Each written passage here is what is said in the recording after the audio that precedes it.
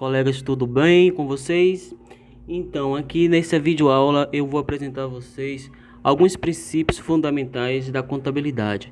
Para vocês que estão aí pegando agora essa disciplina de fundamentos da contabilidade, é muito importante a gente saber quais são os princípios fundamentais da contabilidade, não é mesmo? Então, a contabilidade a gente sabe que ela estuda e gerencia o patrimônio, né, empresarial. Então, aí, para gerenciar esse patrimônio patrimonial, a gente precisa entender e compreender alguns princípios da contabilidade. Os princípios da contabilidade fundamentais estavam na resolução da Constituição Federal de Contabilidade 750 de 93, que veio depois ser revogado. Porém, os princípios da contabilidade, ele permanece, com exceção de um princípio que saiu, que foi o da prudência, se eu não me engano, mas a gente vai ver lá na frente um pouquinho, tá bom? Então, na resolução 750 de 93, ele traz o seguinte, que os princípios fundamentais da contabilidade representam essências das doutrinas e teorias relativas à ciência da contabilidade, consoante o que? O entendimento predominante nos universos científicos e profissional de nosso país. Concernem, pois, a contabilidade no seu sentido mais amplo de ciência social, cujo objetivo é o patrimônio das entidades. Então aqui nós temos os pilares, que são os princípios fundamentais: a entidade, a continuidade, a oportunidade, registro pelo valor original, da competência. Ou seja, nós vamos ver isso aqui na própria resolução de 750 para vermos como foi que estava disposto lá esses princípios fundamentais da contabilidade, ok? E depois nós vamos ver também alguns comentários falando sobre essa revogação dessa resolução 750, tá?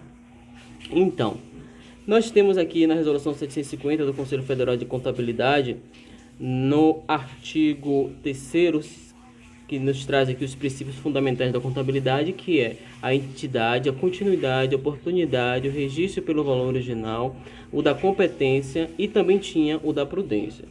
Mas o que é o princípio da entidade? O princípio da entidade, ele reconhece o patrimônio como objeto da contabilidade e afirma a autonomia patrimonial, a necessidade da diferenciação de um patrimônio particular no universo dos patrimônios existentes. Então, na verdade, é a divisão do patrimônio pessoal, né, da pessoa, do sócio, né, da pessoa individual, pessoa física, do patrimônio pessoa jurídica, ok? Independentemente de pertencer a uma pessoa, a um conjunto de pessoas, uma sociedade ou instituição de qualquer natureza ou finalidade, com ou sem fins lucrativos, tá ok? Nós temos aqui o seguinte, na seção 2, o princípio da continuidade. O princípio da continuidade, no artigo 5º, ele pressupõe que a entidade continuará em operação no futuro.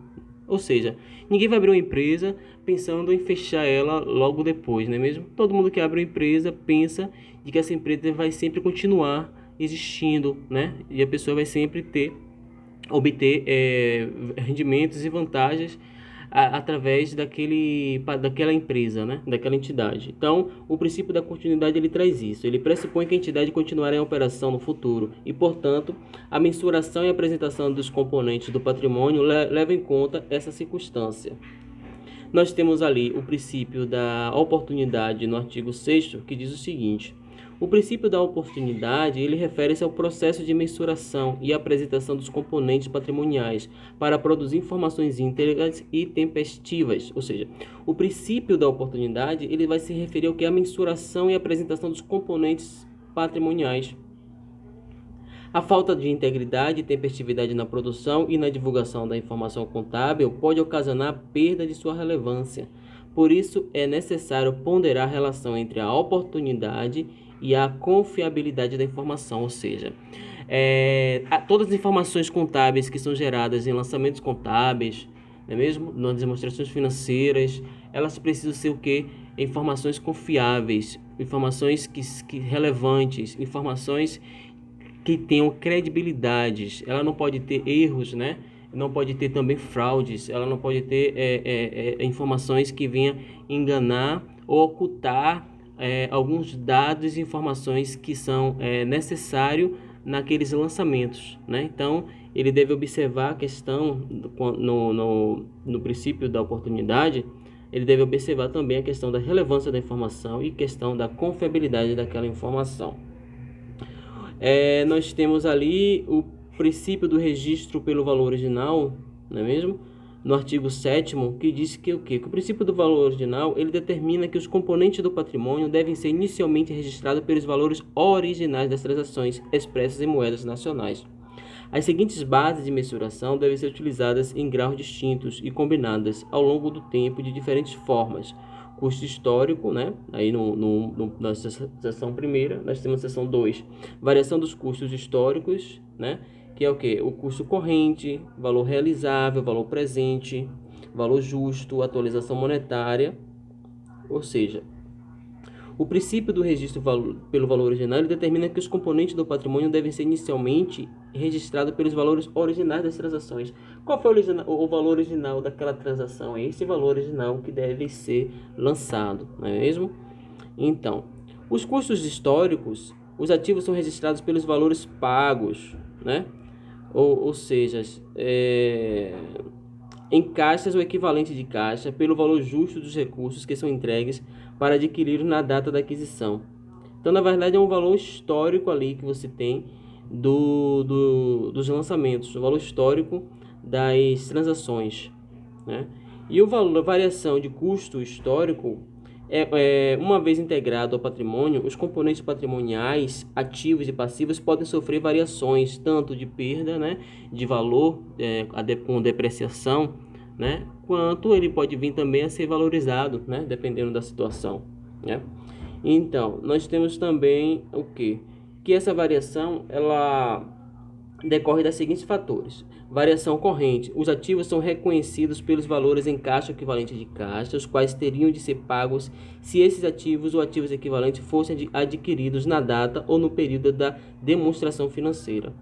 Os passivos são reconhecidos pelos valores em caixa ou equivalente de caixas, não descontados, que seriam necessários para liquidar a obrigação na data ou no período das demonstrações contábeis. Ok? Ou seja, os ativos eles devem ser reconhecidos pelos valores em caixa ou equivalente de caixa, né? Os quais deveriam ou teriam que ser pagos naquela data daquele período. Então ele tem que ser registrado com esses valores daquela data. Os passivos são reconhecidos pelos valores em caixas ou equivalente de caixa não descontados, ou seja, ele também na data do período da demonstração contábil, ok? O valor realizável, né? Os ativos são mantidos pelos valores em caixa ou equivalente de caixa, os quais poderiam ser obtidos pela venda em uma forma ordenada, ou seja, se você tem um ativo do qual ele tem um valor contábil e você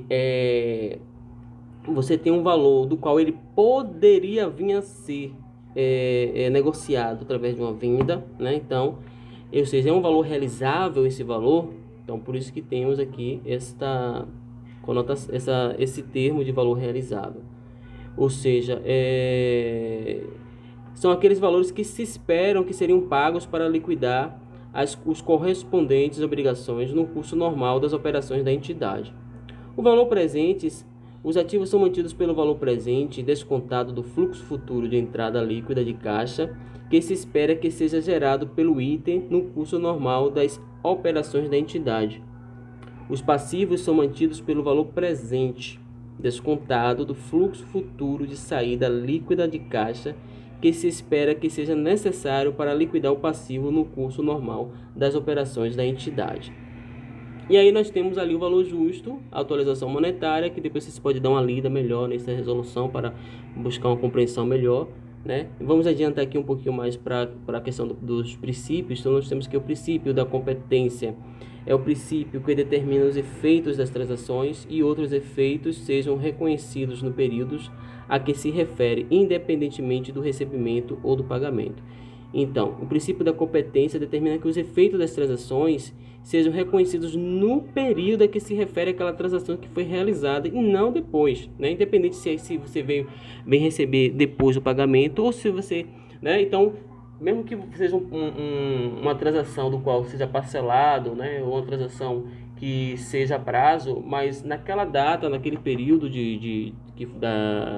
das demonstrações, é quem deve ser reconhecido essas transações. Então, é o princípio da competência.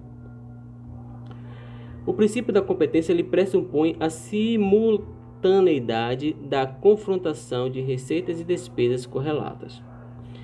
Como eu falei, temos aqui o princípio da prudência, do qual não é, esse princípio ele já não tem mais com a mudança que houve dessa resolução, né, que ela foi revogada, não é mesmo? Então nós temos aí que os princípios são fundamentais da contabilidade, o princípio da entidade, da continuidade, da oportunidade, do registro pelo valor original e o princípio da competência. Vamos ver aqui agora rapidinho uma explicaçãozinha de alguns profissionais da contabilidade que falam a respeito dessa mudança que houve dessa resolução, né, com a revogação dessa resolução 750. Então, vamos ver aqui alguns depoimentos de alguns profissionais, que isso é muito importante para a gente compreender, porque de fato os princípios, eles continuam, eles permanecem, né? Com exceção, como eu falei, o princípio da prudência, mas todos os outros, eles permanecem. Então, na verdade, o que veio fazer foi unificar, porque antigamente tinham dois instrumentos para se tomar base, e agora nós vemos somente com um. Então, aqui nós temos aqui no site do Conselho Federal de Contabilidade, né, que ele traz aqui algumas considerações. Por exemplo, a revogação da resolução 750 de 93 me deixou muito satisfeito, porque não é bom para a contabilidade a existência de duas estruturas conceituais para as mesmas entidades, ainda mais aprovada pelo mesmo órgão. Acabou agora o meu desconforto que seria muito maior existindo duas estruturas conceituais para entidades comerciais e outras para entidades públicas. Assim, acho que com essa revogação, o Conselho Federal de Contabilidade está agindo em prol da unificação de atendimento da contabilidade da nossa classe, inclusive em prol da simplificação perante nossos usuários. Só tenho a parabenizar o Conselho Federal de Contabilidade, Eliseu Martins, professor da Universidade de São Paulo. Nós temos mais aqui para baixo também um outro depoimento aqui,